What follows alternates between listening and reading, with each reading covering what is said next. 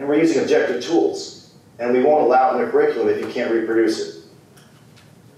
And as I said in the beginning, we're trying to bridge people towards the PERC. I want people to learn from this guy. Facts. TMJ applies to everyday practice. We've all seen this before. Over 1/3 of asymptomatic patients have TMJ internal derangements. So 1/3 of our patient pool, this is in the literature, okay? This isn't just me spouting out whatever. And this isn't in the dental literature. Radiology, Journal of Oral and Maxillofacial Surgery. Almost 90% of symptomatic patients have TMJ internal derangements. So this crowd knows this. If you have a torn joint, do you have a CR? No. Right? But the majority of the occlusion experts are treating out of CR, or they're going down and forwards based upon a TENS position, correct? Yeah. But 90% of them have TMJ internal derangements. So, and most dentists will drop that patient, slap an NTI in there. And we all know better, right? He taught me, right? If you're measuring the back and you're putting a number to it, you know vehemently that that's the incorrect or worst thing you can do for them. But most people don't know that.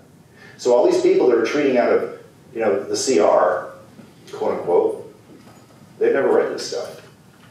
A large percentage of deranged joints adapt and remain the same over passing time. 91% maintain the same joint status in 15 years. Radiology. It's in the literature.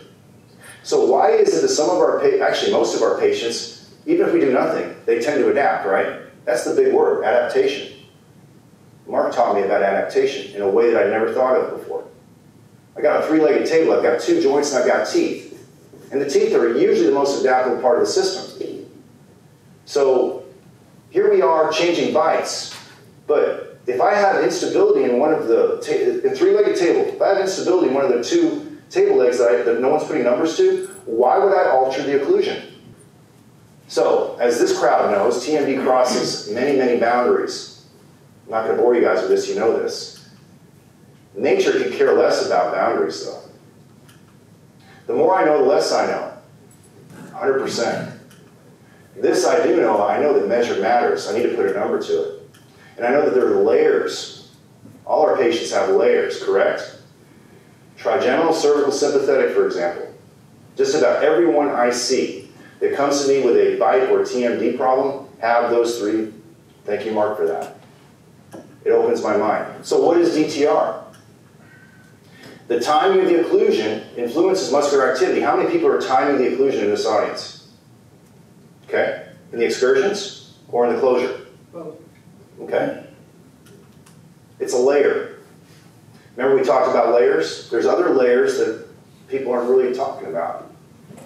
You know, it's kind of beats per minute, right? My pulse, my blood pressure, putting numbers to things. You know, if you think about vitals, a lot of it has to do with time, right? So why are we ignoring a timing component? Why are we using bite rate? What's that good for? I mean, think about it. Typewriter, Microsoft Word. Analog versus digital. So what if that mattered? What if it mattered if you could actually put numbers to these things? What if the timing made a difference for the patient's pain? What if it was tied in to the sympathetics? What if the tap, tap, taps made a difference in the teeth? What if that was part of what these people have a problem with?